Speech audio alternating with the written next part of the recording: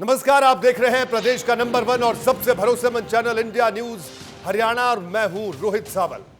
Corona virus को लेकर अब तक जितनी रिपोर्ट सामने आई उससे एक बात साफ हो गई है कि हमें कोरोना के साथ ही जीना है, अपना ख्याल रखना होगा। शायद यही वजह है कि सरकार अब लॉकडाउन से निकलने की रणनीति पर काम कर रही है। लॉकडाउन में फंसे लोगों के लिए रेलवे ने कुछ ट्रेनें शुरू कर दी हैं, तो आज से हरियाणा के 10 जिलों में रोडवेज बसें भी दौड़ती नजर आई। हालांकि शुरुआत में कुछ चुनिंदा रूट पर ही बसें चलाई गई हैं। ऑनलाइन बुकिंग का प्रावधान है। सोशल डिस्टेंसिंग का ख्याल रखते हुए एक बस में 30 यात्री ही बैठ सकते हैं। लेकिन बस और ट्रेन चलाने के फैसले को लेकर अब सियासत भी शुरू हो गई है। पूर्व मंत्री और कांग्रेस के नेता अशोक अरोड़ा की माने तो बस और ट्रेन चलाने की जरूरत नहीं है, बल्कि पहले मंदिर खोलने चाहिए। अशोक अरोड़ा ने यह भी कहा कि अगर सरकार ठेके खोलने का फैसला ले सकती है तो मंदिर क्यों नहीं खोल सकते। मंदिर तो लोगों से जुड़ी आस्था का सवाल है। लॉकडाउन में मंदिर पर शुरू हुई सियासत को लेकर सरकार के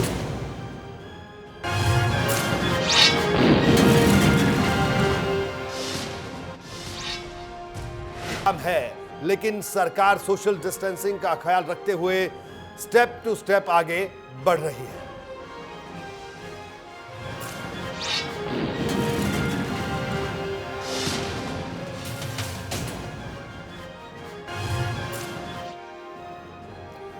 जी हां, सबसे पहले अशोक अरोड़ा और कंवरपाल गुर्जर जो कि कैबिनेट मंत्री हैं, उनकी प्रतिक्रिया आपको सुनवाते हैं। बिल्कुल, ये तो निर्णय जो सरकार ले रही है ना, पता नहीं किस प्रकार के निर्णय ले रही है। एक तरफ तो लगातार संख्या बढ़ती जाती है कोरोना की, और दूसरी तरफ ये इस प्रकार के निर्णय लेते हैं जिससे और ज्यादा बढ़ने की संभावना है। आज बस सेवा और रेल सेवा की कोई जरूरत नहीं। गाना याद आता है गोपी पिक्चर का, जिसमें वो कहा गया था भी ऐसे दिन आएंगे कि सुने सुने मंदिर रहेंगे और भरी रहेंगी मधुशाला। आज ठेके तो 7 से 7 बजे तक खुलते हैं और मंदिर यहाँ पर बंद रखे हैं। मंदिर बंद है, गुरुद्वारे बंद हैं, तालाब बंद हैं। इस प्रकार का निर्णय पता नहीं सरकार में बैठे कौन लोग लेते हैं। कि मंदिरों में सोशल डिस्टेंसिंग की वजह से ही है और जल्दी हम इसके बारे में निर्णय लेंगे। अब धीरे धीरे अब देखिए, जिसने आरोप लगाना ना जी, वो कुछ ना कुछ तो आरोप लगाते ही रहेगा। अब हर चीज़ को स्टेप बाय स्टेप ही खुलेंगे। ठीक है, अगर आप वो मंदिर की बात करें तो उस पर भी विचार करेंगे, तो सरकार इस पर विचार करेगी। और अगर सोशल डिस्टेंसिंग रह के अगर मंदिर खुल सकता है तो। जी तो आइए जल्दी से आज की बड़ी बहस के बड़े सवालों पर एक नजर डाल लेते हैं। पहला बड़ा सवाल ये कि बस ट्रेन से ज्यादा जरूरी है मंदिर खोलना। ये अपने आप में बड़ा सवाल है कि क्या बस और ट्रेन से ज्यादा जरूरी है मंदिर खोलना। और दूसरे बड़े सवाल की अगर बात की जाए तो मंदिर के नाम पर क्या राजनीति की कोशिश हो रही है, सिर्फ सियासी बयानबाजी है या क्या है ये पूरा माजरा, ये जानने की हम कोशिश करेंगे। हमारे साथ तमाम खास मेहमान आज जुड़ेंगे। हमारे साथ अशोक अरोड़ा साहब, कांग्रेस के नेता हमारे साथ जुड़े हुए हैं। अशोक अरोड़ा साहब, आपका स्वागत है। साथ ही साथ भारतीय जनता पार्टी से जवाहर यादव साहब हमारे साथ जुड़े हैं। जवाहर जी, आपका भी स्वागत है। और कुछ ही देर में हिंदू महासभा के अध्यक्ष चक्रपाणी महाराज भी हमारे साथ जुड़ेंगे, उनसे भी बात करेंगे।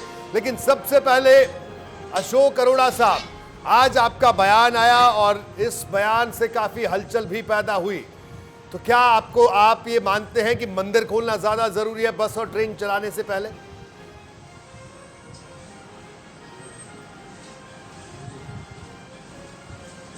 रोहित जी, हम जनता से जुड़े लोग हैं जी, और जनता की आवाज उठाना हमारा काम है।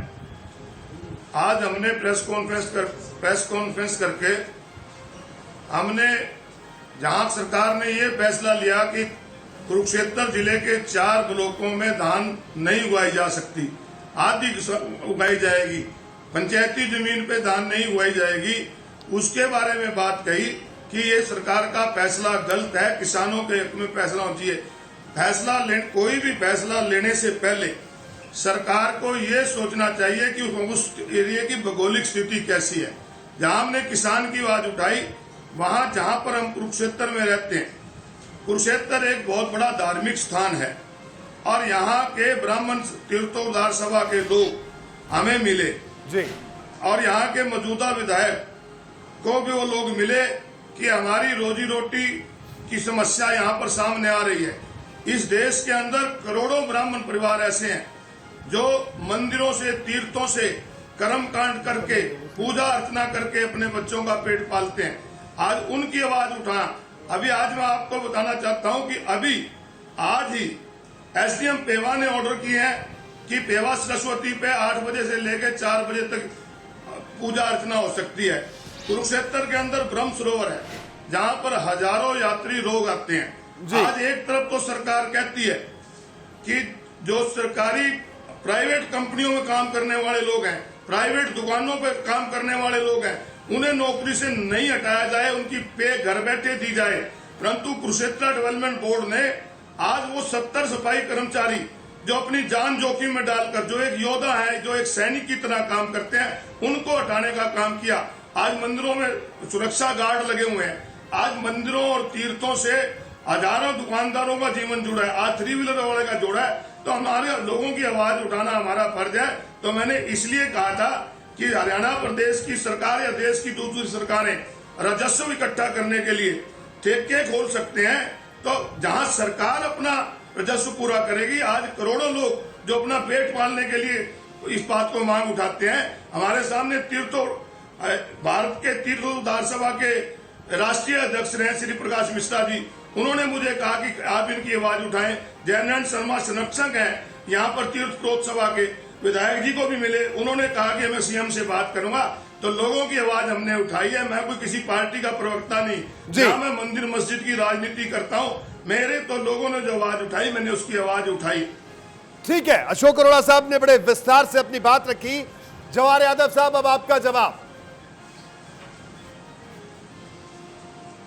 देखिए, अशोक अरोड़ा जी ने जब उनको लगा कि वो धीरे धीरे एक जन आक्रोश कांग्रेस के खिलाफ खड़ा होता जा रहा है, तो उसके बाद मुझे लगता है ये कहीं ना कहीं लीपअप होती है। कांग्रेस का ये क्यों कहा अशोक अरोड़ा जी ने, वो मैं समझाना चाहता हूँ। क्योंकि पृथ्वीराज चौहान जी ने ये कहा कि जो महाराष्ट्र के पूर्व मुख्यमंत्री है, उन्होंने ये कहा कि जो मंदिरों में पैसा है, धन सोना है, वो सरकार को ले लेना चाहिए। अभी अशोक अरोड़ा जी ने मंदिर का जिक्र किया और गुरुद्वारे का जिक्र किया, यानी कि जिस भी धर्म की उत्पत्ति अखंड भारत से पैदा हुई, उसको कैसे अपमानित करना, ये एक परंपरा है कांग्रेस की और कांग्रेस के नेताओं की। पृथ्वीराज चौहान जी ने ये नहीं कहा कि सभी धार्मिक स्थलों के जो भी पैसा है या जो उनकी चल अचल संपत्ति है जिसके आधार पर वो ले लेनी चाहिए। उन्होंने एक शब्द इस्तेमाल किया, मंदिर। तो क्या पैसा मंदिर के पास ही है? क्या गुरुद्वारे में पैसा नहीं था? क्या गिरजाघर में पैसा नहीं था? क्या मस्जिद में पैसा नहीं था? उन्होंने एक विशेष रूप से ध्यान दिया कि मंदिर। इसी परंपरा को अशोक अरोड़ा जी ने बढ़ाया। उन्होंने कहा, उन्होंने भी देखिए कितनी अच्छे ढंग से तुलना की। उन्होंने ये नहीं कहा कि व्यक्ति की धार्मिक आस्था के चलते मंदिर खुलने चाहिए। आदमी का ये अधिकार है कि भारत का मौलिक अधिकार किसी भी व्यक्ति को उसकी धार्मिक स्वतंत्रता के अनुसार पूजा करने का, पूजा पद्धति का अधिकार देते हैं। ये तो अशोक अरोड़ा जी ने नहीं कहा। अशोक अरोड़ा जी ने क्या कहा कि शराब के ठेके खुल सकते हैं तो मंदिर क्यों नहीं खुल सकते। यानी कि उन्होंने कहा कि शराब का ठेका और मंदिर दोनों एक जैसी जगह है। तो पृथ्वीराज चौहान जी ने दूसरे रूप से मंदिर को अपमानित किया, अशोक अरोड़ा जी ने दूसरे रूप से मंदिर किया। उन्होंने ये कहा कि मंदिर की जो औकात है, ये मेरे सब नहीं है। अशोक अरोड़ा जी की भावनाओं को जो मैं समझा कि जो मंदिर की औकात है वो शराब के ठेके जैसी है, कि शराब का ठेका खोल दिया तो मंदिर भी खोल देते साहब, इसमें क्या अर्थ थी। तो जो तुलना की गई वो तुलना इसलिए की गई, नहीं तो अशोक अरोड़ा जी ये कहते कि देखिए रमजान का पाक पवित्र महीना चल रहा है, मस्जिद खुलनी चाहिए। अगर उनको लोगों के धार्मिक भावनाओं का सम्मान होता तो वो कहते कि इस समय रमजान चल रहा है, मस्जिद खुलनी चाहिए। उन्होंने कहा शराब के ठेके खुल गए साहब, मंदिर क्यों नहीं खुले। यानी कि दोनों एक जैसी चीज है। फिर दूसरा, अगर शराब के ठेके की चिंता इतनी थी मेरे बड़े भाई को, तो वो कहते कि देखिए पंजाब में शराब के ठेके बंद रखे, पंतु मंदिर हमने खुलवा दिए। वो कहते कि महाराष्ट्र में हमने शराब के ठेके बंद रखे, पंतु मंदिर खुलवा दिए। झारखंड में हमने शराब के ठेके बंद रखे, पंतु मंदिर खुलवा दिए। छत्तीसगढ़ में शराब के ठेके हमने बंद रखे, पंतु मंदिर खुलवा दिए। इसका अर्थ ये भावना नहीं है। अर्थ ये है कि हिंदुओं को हर हालत में अपमानित करना है क्योंकि राहुल गांधी जी को खुश करना है। अशोक अरोड़ा साहब, क्या यही मतलब है जो जवाहर यादव जी ने बड़े विस्तार से डिस्क्राइब किया?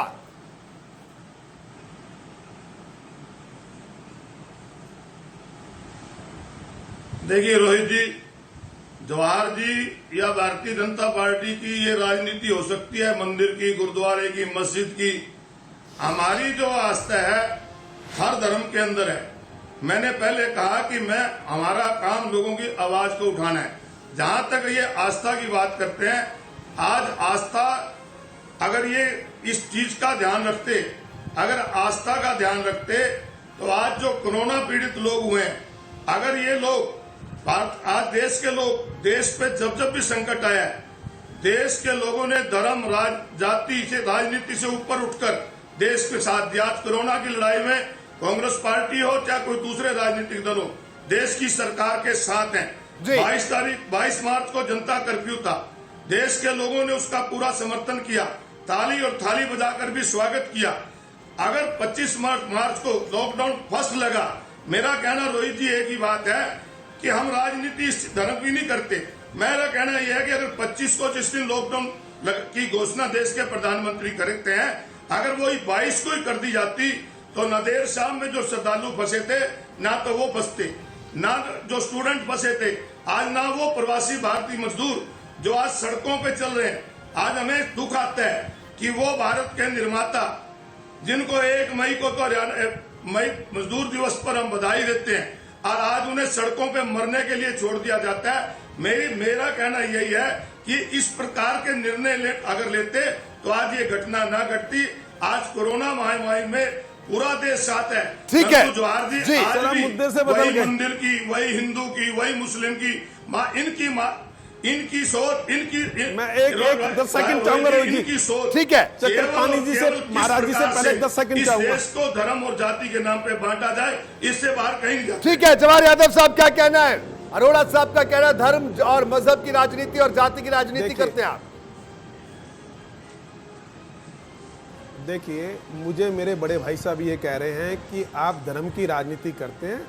पृथ्वीराज चौहान जी के मुंह में मैंने तो मंदिर नहीं डाला।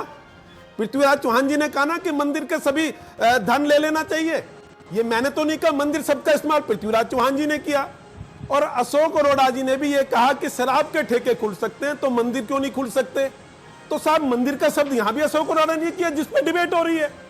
हम तो ये कह रहे हैं कि आप बार बार जो धर्म भारत, अखंड भारत में कभी ना कभी पैदा हुए, जिन धर्मों का मूल स्थान भारत है, आप उसको बार बार अपमानित क्यों करते हैं? तो सिर्फ ये जानना चाहते हैं हमारे देश के प्रधानमंत्री से, हमारा के हरियाणा के मुख्यमंत्री जी से, किसके मुंह से अभी तक मंदिर मस्जिद निकला है इस पूरी कोरोना के उसमें? आपने तो ये डिबेट शुरू कराई है साहब, और आरोप हम पे लगा रहे हैं। तो हमारे मुंह में अपने, ठीक है, मैं अशोक अरोड़ा जी के पास में चलूंगा, लेकिन चक्रपाणी महाराज अध्यक्ष है हिंदू महासभा के। अशोक अरोड़ा साहब आपके पास आता हूं। चक्रपाणी महाराज जी से एक प्रतिक्रिया ले लेता हूं, वो भी हमारे साथ जुड़ गए इस डिबेट में। फिर आपके पास ही आ रहा हूं अरोड़ा साहब, आप ही के पास आ रहा हूं, माफी के साथ आपको रोक रहा हूं भी। चक्रपाणी महाराज, आपकी प्रतिक्रिया क्या है कि ठेके खुल गए, मंदिर भी खुलने चाहिए? अशोक अरोड़ा साहब हरियाणा के बहुत वरिष्ठ नेता हैं, पूर्व मंत्री रहे हैं, अभी कांग्रेस के नेता हैं, उन्होंने बयान दिया है और पूरे हरियाणा में आज एक बहस हो रही है इस पर। देखिए, ये सिर्फ एक हरियाणा में ही बहस नहीं, बल्कि पूरे देश में वास्तव में एक बहस का मुद्दा है। और शराब की जो भी ठेके खुले तो बड़ा दुर्भाग्यपूर्ण है। आज स्थिति ये है कि जहाँ पे लॉकडाउन है, जहाँ पे घर पे लोगों को अनाज के दाने नहीं मिल पा रहे, सरकार किसी तरह मुहैया करा रही है, और सामाजिक और धार्मिक संस्थानें मिलकर के लोगों को भोजन करा रहे हैं, गरीबों को, असहायों को। और देखिए, उस दौरान शराब की ठेका खोलना, ये तो सबसे अविवेकपूर्ण निर्णय है, चाहे सरकार किसी भी वो में करे, बिल्कुल गलत है, निंदनीय है। दूसरी बात देखो, मंदिर की जहां तक बात है, सरकार ने कहा कि मंदिर बंद होने चाहिए, सबने मान लिया, और मंदिर की सभी संस्थाएं काम कर रही है। बिल्कुल, अब वर्तमान परिस्थिति में देखो, हवा बुझा दिया करती है जब घरों के चिराग, तो हमें रोशनी देती है मंदिरों के चिराग। सवाल इस बात का है कि जब चारों तरफ अंधेरा हो जाता है तो परमात्मा ही एकमात्र माध्यम होते हैं लोगों को उस संकट से उबारने के लिए। तो इसमें कोई दो राय नहीं, जो जहां है वो अपने अपने स्तर पे भगवान का स्मरण करता है। लेकिन अगर मंदिरों का दरवाजा खुलता तो काफी अच्छा होता। अपेक्षाकृत शराब की दुकान खोलने से, क्योंकि मंदिरों से अनेक चैरिटी के काम होते हैं, अनेक सेवा के काम होते हैं, अनेक आज भी मंदिर अपने अपने स्तर पे जितने मंदिर और आश्रम है, गुरुद्वारे हैं, सब आप देखिए कितनी व्यापक स्तर पे भंडारे से लेकर के सेवा कार्य कर रहे हैं, ये पूरी दुनिया देख रही है। जी। तो इसलिए शराब के ठेके से तो सेवा कार्य होता नहीं, शराब के ठेके से तो भंडारे चलेंगे नहीं, शराब के ठेके से तो भूखे को रोटी मिलेगा नहीं, वहां से तो भूखा जो भूखा है अपने पत्नी की और पैसे छीनेगा और शराब पिएगा और जाके पत्नी और बच्चों को मारेगा पीटेगा। तो और देखिए जब से शराब पीने का हुआ है तब से अपराध और बढ़ गया, कोई शराब पी के रोड पे गिर रहा है, कोई पुलिस वाले के गाड़ी पे मार रहा है पत्थर। तो जिसने भी ये बयान दिया कि मंदिरों का खुलना चाहिए, बिल्कुल सही बयान है, मैं समर्थन करता हूं उसका। और ये वास्तव में पूरे देश में चर्चा का विषय है कि शराब पे खुलना बहुत ही निंदनीय है और ये नहीं बंद होना चाहिए शराब के ठेके। चलिए, अशोक अरोड़ा साहब, अंदर चक्रपाणी महाराज भी आपकी बात का समर्थन कर रहे हैं। अब जवाहर यादव जी ने अपनी बात कह दी, अब आपकी बारी थी, आज आप अपनी बात पूरी करें, फिर मैं जवाहर जी से जवाब लूंगा।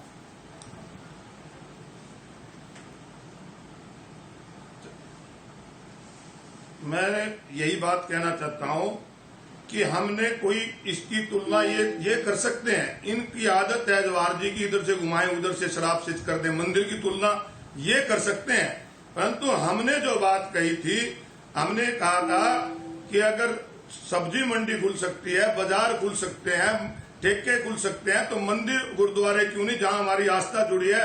आज मेरे जैसे करोड़ों लोग ऐसे हैं जो सोमवार को जाकर शिव जी के मंदिर पे जल चढ़ाने का काम करते हैं, जो मंगलवार को हनुमान जी के जाके भोग लगाते हैं। मुझे आज बड़े दुख से कहना पड़ता है कि आज हमारे मंदिरों के अंदर जो भोग लगता था, आज कई मंदिरों में भोग भी नहीं लग पाता। और 7 बजे बाद कर्फ्यू होने की वजह से जो हमारी आस्था है धर्म के प्रति, जो मंदिरों में भगवान को हम सुलाने का काम करते थे, वो सुलाने का काम भी 4 बजे 5 बजे करके आना पड़ता है। तो मेरा कहना सिर्फ इस बात के लिए था कि ये काम इसलिए खोलने मंदिरों को जुड़े हैं, आस्था के साथ साथ इससे रोजगार भी जुड़ा हुआ है, इस करके ये बात मैंने कही। और मैं आज भी कहता हूं कि मैं व्यक्तिगत तौर पे आज इस बात के हक पे हूं कि लोगों के रोजी रोटी को देखते हुए, लोगों की आस्था को देखते ये मंदिरों और धार्मिक स्थानों को खोलना चाहिए। बोलिए जवाहर जी। देखिए, मैं फिर कह रहा हूं कि शराब के ठेके की तुलना मंदिर से नहीं की जा सकती। उसके लिए जो मर्जी आप तर्क देख लिए, जो दर्शक देख रहा है उसको समझ में आता है। आप कहते कि मंदिर खुलने चाहिए, आप कहते कि धार्मिक संस्थान खुलने चाहिए, हम बिल्कुल स्वागत करते, खुलते नहीं खुलते अलग इशू है। परंतु ये उदाहरण देखिए, अरोड़ा साहब, मैं आपके बाद मेरे बात इनके ऊपर मुकदमा दर्ज होना चाहिए। मैं अपनी बात कह लेता हूँ अरोड़ा साहब, मैं अपनी बात कह लेता हूँ अरोड़ा साहब, मैं अपनी बात कह लेता हूँ, मेरा निवेदन है, मैं अपनी बात कह लेता हूँ अरोड़ा साहब, मैं अपनी बात कह लेता हूँ, मेरा निवेदन आपसे अरोड़ा साहब, मेरा निवेदन है, मैं अपनी बात कह लेता हूँ। अरेडा जी, मैं ये कह रहा हूँ कि आपने ये कहा, देखिए बयान सिलसिलेवार आए, कहिए आप कहिए। एक पूर्व मुख्यमंत्री पृथ्वीराज चौहान ये कहते हैं कि मंदिरों का संस्था पैसा सरकार को ले लेना चाहिए। उन्होंने तो ये नहीं कहा कि मंदिर खुलने चाहिए, उन्होंने कहा कि मंदिरों का पैसा सरकार को ले लेना चाहिए। पृथ्वीराज चौहान जी ऐसा कहते हैं। अरे सर, मैं आपकी बात आगे करूँ ना सर। देखिए अरोड़ा साहब, आप बोल रहे थे, मैं बीच में नहीं आ रहा था ना। अरोड़ा साहब, मैं अरोड़ा साहब आप बोल रहे थे, मैं आपके बीच में नहीं आ रहा था। मेरे बात मुझे ठीक कर दीजिएगा, मेरा जो देखिए, ये बयान को मैं सिलसिलेवार कैसे जोड़ रहा हूं कि एक कांग्रेस के बहुत बड़े नेता ये कहते हैं कि मंदिरों का पैसा सरकार को ले लेना चाहिए।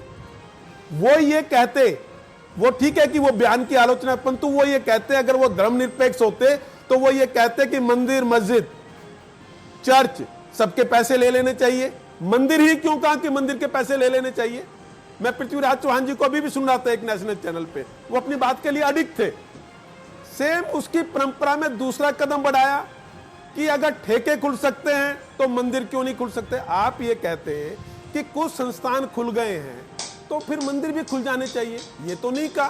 फिर ये देखिए, और क्या, मंदिर तो एक धार्मिक आस्था का है। उनको भी अशोक अरोड़ा जी अब ये कह रहे हैं कि मंदिर से रोजगार मिलता है। अरे साहब, रोजगार के लिए फैक्ट्री है, रोजगार के लिए हमारे खेत है, रोजगार के लिए शिक्षण संस्थान है। मंदिर तो आस्था का विषय है अरोड़ा साहब, इसको तो आप रोजगार से मत जोड़ो। मेरा जैसा व्यक्ति जो आस्था से जाता है, मुझे लगा कि मैं वहां कुछ लोगों को रोजगार देने जाता हूं, तो मुझे तो बड़ी पीड़ा हुई है ये बयान सुनकर आप इस पे जो मर्जी लिपा टिप्पी कीजिए, मंदिर मेरा रोजगार का विषय है ही नहीं, हो नहीं सकता। मंदिर तो केवल हमें वहां से हमें सात्विक ऊर्जा मिलती है, हमें अपने देश की परंपराओं का विचारों में रहना सहना, और जब हम निराश होते हैं, हताश होते हैं, अच्छे मार्ग पर चलने की प्रेरणा वहां से मिलती है। आप वहां से रोजगार ढूंढ रहे हैं तो ये कांग्रेस कर सकती है। दूसरा, अगर अशोक एक लाइन और, अगर अशोक अरोड़ा जी को मैं मान भी लेता हूं कि इनके अनुसार मैं इनकी व्याख्या गलत कर रहा हूं और इनकी भावना बड़ी पवित्र थी, तो फिर ये कहते कि देखिए पंजाब ने ये करके दिखा दिया कि शराब के ठेके बंद है परंतु मंदिर खुल गए। ये कहते कि देखिए महाराष्ट्र में ठेके बंद रहे परंतु मंदिर खुल गए, झारखंड में ठेके बंद रहे परंतु मंदिर खुल गए। तो कांग्रेस के करनी और कथनी में इतना अंतर है। मुझे अशोक अरोड़ा जी से कोई आपत्ति नहीं, बहुत सज्जन व्यक्ति है ये, मैं मानता हूं, और मैं कभी भी किसी की बगैर उसके एज ए व्यक्ति अशोक अरोड़ा जी का मैं कायल हूं। इनकी एक वीडियो वायरल हुई तो मैंने कहा उनका घर का प्रोग्राम है, मैं विरोध में था पार्टी के, तो भी मैंने कहा था कि नहीं, गलत चीजें, व्यक्ति का पारिवारिक फंक्शन अलग होता है, बाकी मैं कभी छोटी चीजों में नहीं जाता। परंतु अशोक अरोड़ा की मजबूरी है, इन्होंने कांग्रेस की लाइन को नीचे बढ़ाना है, इन्होंने तो पृथ्वीराज चौहान को फॉलो करना है। ठीक है, जवाब लेते हैं अशोक अरोड़ा साहब से, फिर चक्रपाणी महाराज की प्रतिक्रिया भी लेंगे।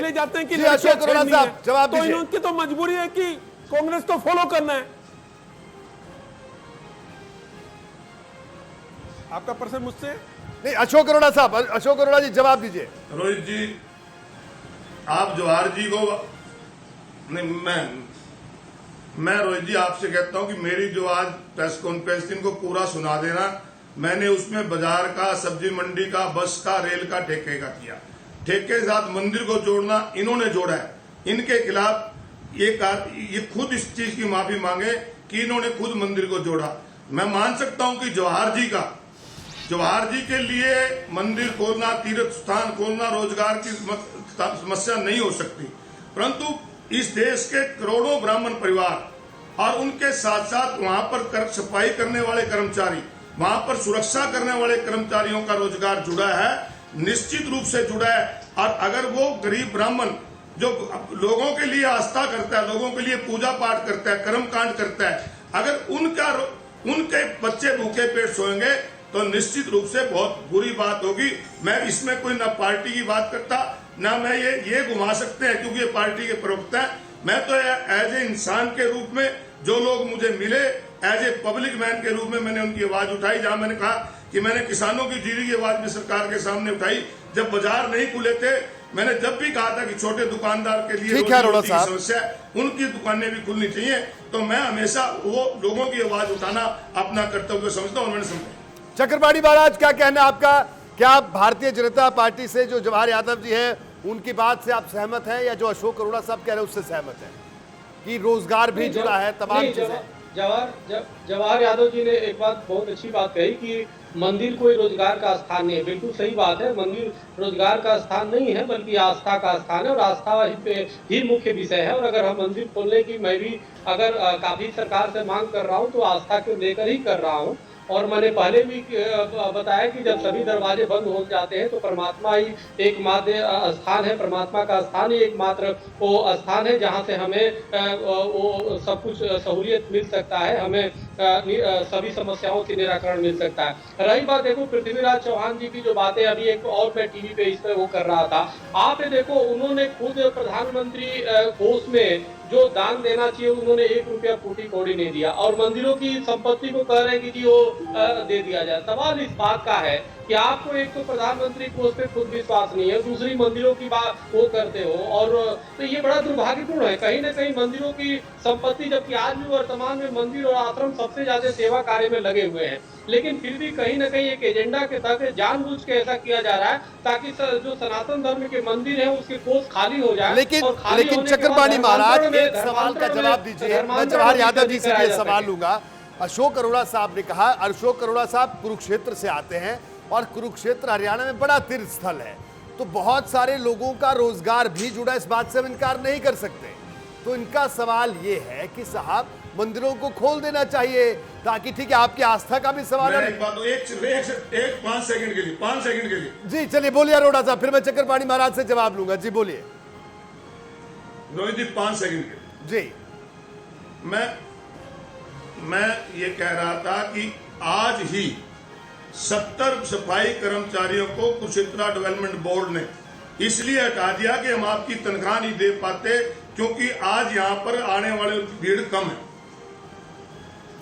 बोलिए चक्रपाणी महाराज, जब ऐसी स्थिति है तो मंदिर खोलने चाहिए या नहीं, ये बताइए। या ये जरूरी है कि इन्होंने तुलना ठीक की, गलत की, जो जवाहर यादव कह रहे हैं, बताइए। नहीं रोहित जी, मैं तो पहले दिन से ही मंदिर खोलने के लिए सरकार को कई पत्र भेज चुका, कई ईमेल कर चुका। मैं तो इस समर्थन में हूँ। मंदिर किसी भी वो में बंद नहीं किया जाना चाहिए, बल्कि कई मंदिरों ने तो क्वारंटीन के लिए स्थान तक मुहैया कराई, कई आश्रम ने दिया है। तो मंदिर तो हर स्थान में, आप ये समझो, हर परिस्थिति में देने का काम करता है। तो मंदिर तो अपने आप में वो है। आप ये समझ लो कि मंदिर तो खुलना ही चाहिए, लेकिन मंदिर एक आस्था का केंद्र है और वहाँ पे किसी भी तरीके से आप देखो कितनी मंदिर जो बंद है, उससे समाज का ही नुकसान हो रहा है। जबकि मंदिर खुलेगा तो मंदिर जब खुलता है तो वहाँ पे लोगों का सेवा कार्य और बढ़ जाएंगे। जबकि अलग अलग तरीके से अभी भी मंदिर सेवा कार्य में लगे हुए हैं, लेकिन इसमें कोई दो राय नहीं कि मंदिर को जल्द से जल्द सरकार को खोलना चाहिए। ठीक है, बताइए जवाहर यादव साहब, चक्रपाणी महाराज भी कह रहे हैं क्षेत्रों में चीजें खुल रही तो मंदिर को खोला जाना चाहिए, मंदिर भी खोलने चाहिए। अब बताइए आप। और अशोक अरोड़ा साहब को भी आपने सुना, उन्होंने भी अपनी वजह बताई, मंदिर खोलने चाहिए, बताइए। देखिए, जहां लॉकडाउन के तहत जहां हमारी आस्था का विषय है, तो चाहे वो केदारनाथ जी हो, चाहे बद्रीनाथ जी हो, जहां जहां पर वो पूजा होनी चाहिए, जो हमारी परंपराएं हैं, हमने उसका पालन किया। इसी समय राम जन्मभूमि मंदिर पर भी जो विशेष कार्य इस समय होने चाहिए थे इसकी प्रक्रिया में, चाहे वो 2 लोगों की उपस्थिति में, चाहे 5 लोगों की में हुए, तो यानी कि इसका मतलब आस्थाओं के सम्मान में तो हम कहीं उसमें किंतु परंतु नहीं कर रहे हैं। अब एक कदम बढ़ रहे हैं। निश्चित रूप से सभी धार्मिक स्थलों का नंबर आएगा। मैं केवल मंदिर नहीं कह रहा, मैं तो कह रहा हूं सभी धार्मिक स्थलों का नंबर आएगा। तो उस तरफ हम बढ़ रहे हैं। और जल्दी आप देखिए 18 तारीख को इस विषय पे क्या घोषणा होगी। जब अपना लॉकडाउन 4th में हम जाएंगे तो निश्चित रूप से इस पर कोई ना कोई निर्णय होगा। परंतु मैं तो अशोक अरोड़ा जी को कह रहा हूं कि इन्होंने मुझे व्यक्तिगत ला दिया कि मैं मंदिर लाता हूं। अरे साहब, जिस टीवी चैनल पर हम डिबेट कर रहे हैं, और अब मैं कहूंगा, अब इसको इससे अगली लाइन पढ़िए जो अब आपके नीचे चल रही है, जिसको हम पढ़ेंगे। कांग्रेस नेता अशोक अरोड़ा ने सवाल उठाए, ठेके खुल सकते हैं तो मंदिर क्यों नहीं। तो साहब, ये मैंने थोड़ी कहा, ये तो इस मुद्दे पे डिबेट हो रही है। एक हरियाणा का नंबर 1 चैनल इसको चलाकर डिबेट कर रहे हैं और आप मुझे डांट रहे हैं। मुझे डांट सकते हैं, आपका अधिकार है, क्योंकि आप मेरे बड़े भाई भी है, राजनीति में मुस्बत अनुभव भी है। आपकी हर तरह का प्रेम को, डांट को मैं प्रेम के रूप में स्वीकार करूंगा साहब। परंतु मीडिया ने जिस विषय पर, टॉपिक पर डिबेट रखी है, मैं डिबेट सुनूंगा ना। मेरा काम है उस डिबेट पे बहस करना। और फिर दोबारा से लिखा हुआ आ रहा है कि ठेके खुल सकते हैं तो मंदिर क्यों नहीं। अशोक अरोड़ा नंबर 1 चैनल चला रहा है, वो क्यों नहीं संतुष्ट हो पाया आपसे। मैं तो विपक्ष का व्यक्ति हूं, किंतु परंतु करता हूं। तो कहीं ना कहीं जागरूक मीडिया ने आपके भाव को पहचाना होगा, इसके बाद उनको ने लिखा होगा। बताइए अरोड़ा साहब, जवाहर जी ने तो हमारे सिर सारी बात डाल दी।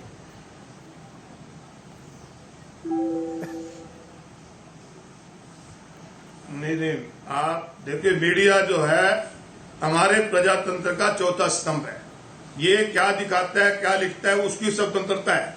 परंतु मैं तो ये कह रहा हूं कि जवाहर जी छोटे भाई हैं, मैं ना डांटने का काम करता, मैं तो हर एक से प्यार से बोलने की बात करता हूं। मैंने यही कहा कि आपने कहा कि मंदिर से तुलना करें, मैंने कहा मैंने ठेके से तुलना नहीं, मैंने सारा कहा कि सब्जी मंडी खुल सकती है, बाजार खुल सकते हैं, ट्रेन बस चल सकती है, ठेके खुल सकते हैं, तो मंदिर भी।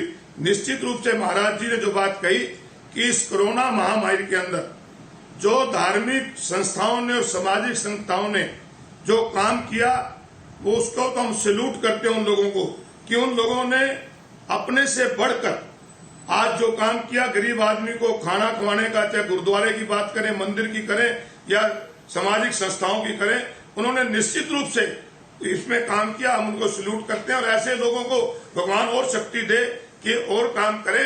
तो मेरा कहने का मतलब यही था। मैं आज फिर यही बात कहता हूं कि आस्था के साथ साथ बहुत से परिवारों का रोजगार भी जुड़ा हुआ है।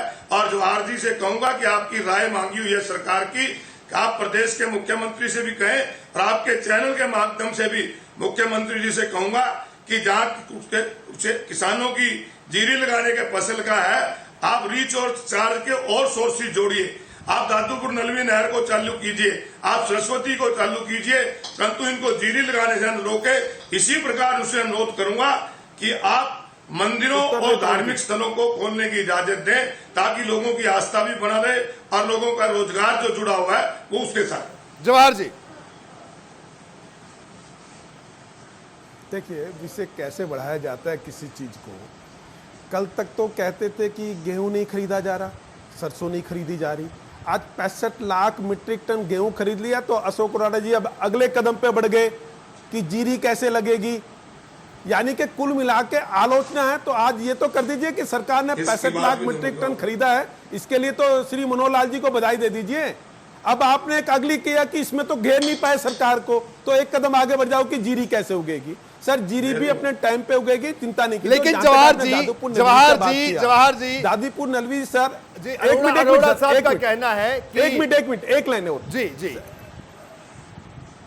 आप बात पूरी कीजिए जवाहर यादव साहब। दादूपुर नलवी सर 1986 का, हाँ सर, दादूपुर नलवी 1966 का मैटर है, 1986 से हुआ।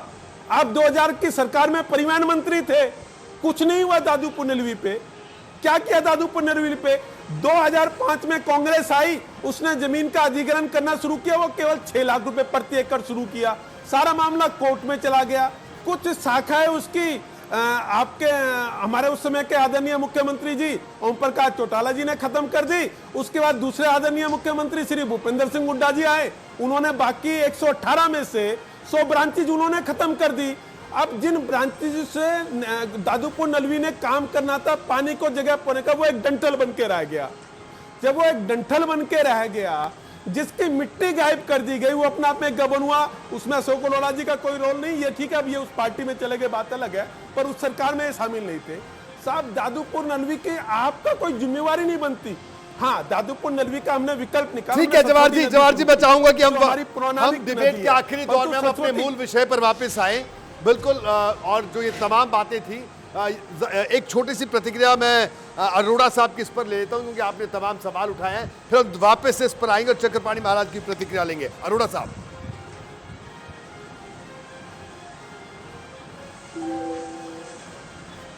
देखिए, जवाहर जी ने गेहूं की बात कही, गेहूं की खरीद की बात कही, अच्छी बात है, खरीद करिए, परंतु अब भी जो कहते थे 48 घंटे में पेमेंट करेंगे, किसी का 25 तारीख के गेहूं की खरीद के बाद पैसा नहीं दिया।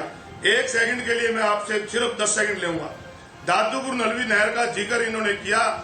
मैं 1990 में पहली बार एमएलए बना था और शाहबाद के उस समय के विधायक हुआ करते थे कामरेड हरनाम सिंह जी, आज वो संसार में नहीं है।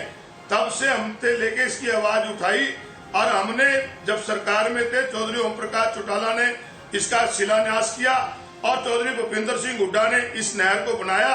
ये रिचार्ज की स्कीम थी, पहले रिचार्ज होना था और उसके बाद ये इसलिए बनी थी कि जो ऊपर हमारे डैम बन रहे हैं, चाहे वो रेणुका डैम है, किसाऊ डैम है, अगर वो बन जाएंगे तो ये नहर पूरे हरियाणा की खेती को सिंचित करने का काम करेगी। आज की मौजूदा सरकार ने किसानों को, जब हाईकोर्ट ने ये कह दिया कि इसका मुआवजा बढ़ा के दिया जाए, उस किसान को जो धरती पुत्र है, जो लगातार काम करता है, ठीक है सर, अरोड़ा साहब, देना पड़े, इसलिए इस नहर को ही बंद करने का निर्णय लिया। ये बात आज इस बात करती है। ठीक है, अब मैं इस डिबेट के आखिरी दौर में आऊंगा। चक्रपाणी महाराज, ये बताइए, मंदिर खोलने की बात कर रहे हैं, आप भी बात कर रहे हैं, अरोड़ा साहब भी कर रहे हैं, लेकिन सोशल डिस्टेंसिंग का भी अपने आप में सामने बड़ा सवाल है। ये इसलिए जरूरी है क्योंकि आज की डिबेट में जवाहर यादव साहब भी हमारे साथ बैठे हैं और केंद्र सरकार ने प्रदेश सरकारों से सुझाव मांगे लॉकडाउन खोलने के, और जो अरोड़ा जी ने कहा कि जवाहर यादव जी को कि ये सुझाव भी जाए प्रदेश सरकार की तरफ से कि मंदिर खोले जाएं, लेकिन चुनौती ये भी, और जवाहर जी के जरिए वो चाहते हैं कि ये सरकार तक ये बात पहुंचे, और जवाहर जी की बातों को सरकार सुनती है, बड़े गौर से सुनती है, ये हम भी कह रहे हैं, अरोड़ा साहब भी कह रहे हैं। तो इसलिए अब आपसे भी सवाल है चक्रपाणी महाराज कि क्या मंदिर खोले जाने चाहिए, लेकिन फिर वो सोशल डिस्टेंसिंग और वो तमाम चीजें जिनका हम जिक्र कर रहे हैं इन पूरे लॉकडाउन 3 में हमने किया, उसका क्या होगा? रोहित जी, सबसे पहले मैं आपको बताना चाहता हूँ, मैंने भी सरकार को सुझाव भेजे, केंद्र सरकार को भेजे हैं और चूंकि महासभा की तरफ से। और दूसरी बात यह है कि सोशल डिस्टेंसिंग जो शब्द है सबसे पहले तो यही गलत है। फिजिकल डिस्टेंसिंग है, और फिजिकल डिस्टेंसिंग उसमें निश्चित रूप से हर व्यक्ति एक अपनी दूरी तय करेगा, जैसे केंद्र सरकार की तरफ से किया गया कितनी दूरी पे। और उन सभी जो चीजें हैं जिससे कोरोना से बचा जा सके, उन सभी शर्तों को पूरा करते हुए मंदिर को खोले जाना चाहिए। क्योंकि मंदिर में देखो कई ऐसे मंदिर हैं जहाँ पे पूजा आरती नहीं हो पा रहा है, जहाँ पे भगवान के भोग नहीं लग पा रहे हैं। तो ये दुर्भाग्यपूर्ण है, ये ठीक बात नहीं है। क्योंकि ये चीजें समाज और देश और उसके लिए ठीक नहीं होता कि भगवान की प्रतिमाएं हैं लेकिन वहाँ पे भोग नहीं लग पा रहा, उनकी आरती नहीं हो पा रही है। तो लोग जाए वहाँ पे दर्शन करेंगे। जैसे देखो अभी टीवी चैनलों में रामायण चला, रामायण के माध्यम से लोग बधे रहे, महाभारत के माध्यम से बधे रहे। जब से रामायण महाभारत, लेकिन चक्रपाणी महाराज मंदिर खुलेंगे तो मस्जिद भी खुलनी चाहिए। फिर आप बोलेंगे कि साहब नहीं, मस्जिद का देखो, मस्जिद के लोग जा रहे हैं, हम मंदिर की बात कर रहे हैं। और मंदिर और गुरुद्वारे और बिल्कुल खुलने चाहिए। मंदिर खुलेगा तो श्रद्धालु वहाँ पे जाएंगे। तो मस्जिद का क्या करें, मस्जिद खुले या ना खुले? नहीं, मस्जिद का देखो, मस्जिद का जो मौलाना जानते, देखो मस्जिदों से तो जमातियों ने तो फैलाया है। आप देख रहे हो कि अगर जमाती नहीं आते तो इतना आज कोहराम नहीं मचता। लेकिन आप देखो बाकी सरकार जैसे चाहे, सरकार तो अपने अनुसार चलती है। लेकिन हम मंदिरों की बात करते हैं, मंदिर खोले जाने चाहिए। मंदिर सबसे ज्यादा सेवा के भी काम कर रहे हैं, और मंदिरों के माध्यम से समाज की सेवा और सब कुछ होता है। और बिना कुछ लिए, बिना कुछ अनकंडीशनल सेवा का काम अगर कोई करता है तो मंदिर संस्थान करती है, धार्मिक संस्थान करती है, और अनेक सभी संस्थान कर रहे हैं। ठीक है, मंदिरों को खोले जाना चाहिए। तो अरोड़ा साहब, चक्रपाणी महाराज का कहना है मंदिर खोले जाने चाहिए, मस्जिद पर वो चुप्पी साध गए। लेकिन अरोड़ा साहब, अगर मंदिर खुलेंगे तो मस्जिद खोलने की बात भी होगी। धर्मनिरपेक्ष देश है हमारा, बताइए।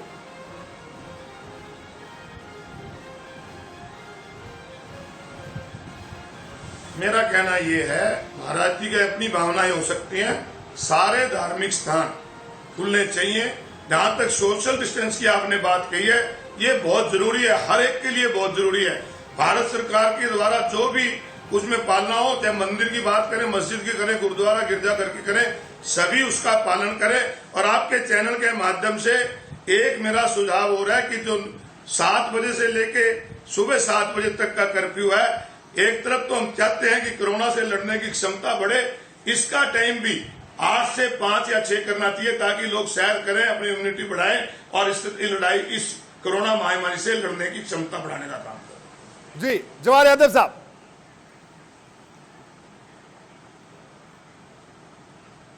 मैं सभी जवाब देता हूं। पहले तो अशोक अरोड़ा जी का जवाब था, खेती को लेकर बात की, इन्होंने बाकी चीज़ों के लिए बात की।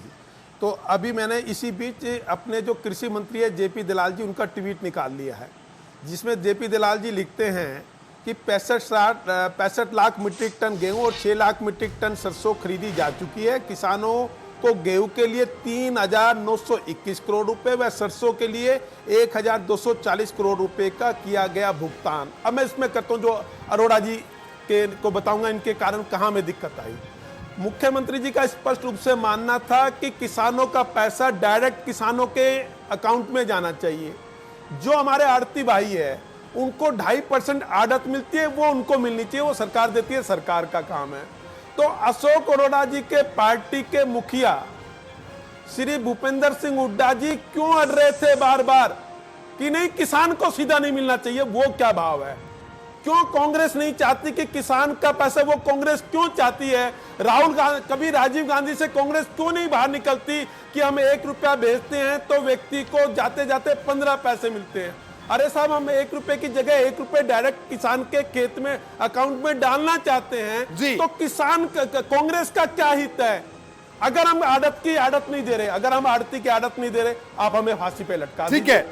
परंतु क्या प्रेशर बना एक विपक्ष के नेता होने के नाते, एक इस पे आऊंगा। अब दूसरा बात की चक्रपाणी जी ने, देखिए भारतीय जनता पार्टी तो सीधा सीधा स्पष्ट रूप से मानती है, हमारी अपने संविधान में और अपने मौलिक अधिकारों में आस्था है, और हमारा धार्मिक स्वतंत्रता का एक मौलिक अधिकार है। इसलिए हर वो धार्मिक स्थल खुलना चाहिए जो समय की आवश्यकता होगी।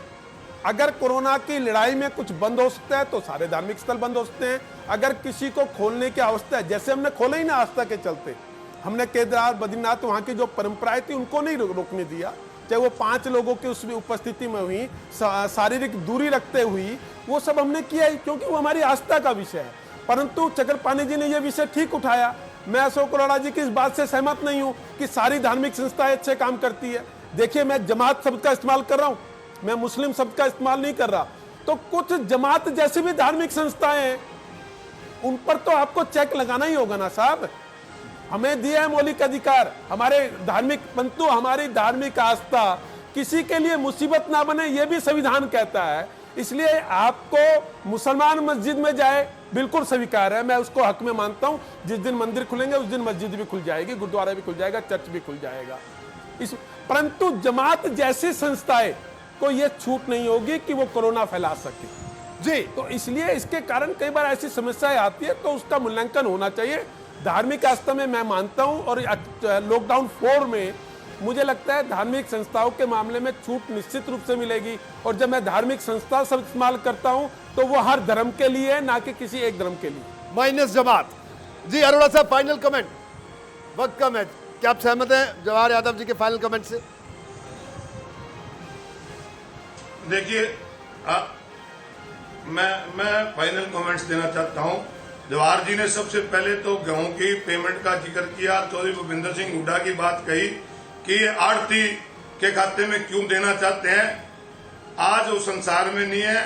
भारतीय जनता पार्टी की बहुत बड़ी नेता थी हमारी बड़ी बहन श्रीमती सुषमा स्वराज जी का, लीडर ऑफ ओपोजिशन का वो भाषण सुनने जो उन्होंने पार्लियामेंट के अंदर कहा था कि आड़ती जो है किसान का एटीएम होता है। आड़ती और किसान का एक रिश्ता है। आड़ती किसान को जब भी रात को लोड पड़ती है वो पैसे लेके जाता है। आप रिश्ते मत खराब करें। और दूसरी रही बात, आपने जमात का जिक्र किया, जवाहर जी, मेरा तो यह मानना है कि धर्म, जाति, वर्ग कोई बुरा नहीं होता, अच्छे माड़े लोग होते हैं। अगर कुछ लोग माड़े हैं तो उनके खिलाफ कार्रवाई होनी चाहिए, ना कि किसी समुदाय के खिलाफ। बिल्कुल। तो ये फाइनल, जवाहर यादव जी, बड़ा शार्प फाइनल कमेंट जो जमात पर अरोड़ा जी की टिप्पणी, बताइए संक्षेप में, वक्त बहुत कम है। देखिए अंतर क्या है। हाँ, नहीं, मैं इन्होंने आदरणीय सुषमा स्वराज जी का जिक्र किया, और मेरी तो उनसे बहुत पारिवारिक संबंध थे। उस समय, जिस समय सुषमा स्वराज जी का ये बयान था, उस समय टेक्नोलॉजी ये नहीं थी साहब।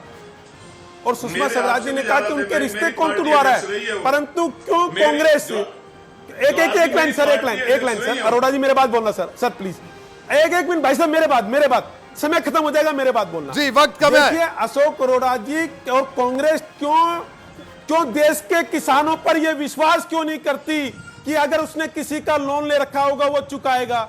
ये किसान को चोर क्यों मान रहे हैं साहब? अगर कोई किसान के मुसीबत में काम आए तो वो उसका पैसा चुकाएगा, परंतु वो छीनना चाहिए, वो काट कर ही किसान को मिलेगा। तो किसान को चोर मत कहो साहब, मेरी हाथ जोड़ के आपसे विनती है। कांग्रेस को इतने छोटे स्तर पर नहीं आना चाहिए कि वो ये कहे कि किसान किसी का पैसा ले लेगा। अगर बीच में से आड़ती छीन लेगा तो किसान, नहीं तो किसान पैसा नहीं देगा। ऐसा किसान को अपमानित मत कीजिए, मेरा हाथ जोड़ के निवेदन आपसे, प्लीज। ठीक है जवाहर यादव साहब, आपका बहुत बहुत शुक्रिया इस पूरी चर्चा में शामिल होने के लिए। अशोक अरोड़ा साहब, आपका भी बहुत बहुत शुक्रिया, और चक्रपाणी महाराज, आपका भी बहुत बहुत शुक्रिया। लेकिन बड़ा सवाल ये कि अरोड़ा साहब कहते हैं मंदिर खुलने चाहिए, चक्रपाणी महाराज कहते हैं कि मंदिर खुलने चाहिए, मस्जिदों पर उनका कुछ कहना नहीं है। ऐसे में सवाल यह है कि अगर एक धार्मिक स्थल खोला जाता है तो दूसरे धार्मिक स्थल भी खोलने चाहिए, और ऐसे में सरकार को बहुत सोच समझकर यह निर्णय लेना होगा। तो आज की बड़ी बहस में इतना ही, दीजिए इजाजत, नमस्कार।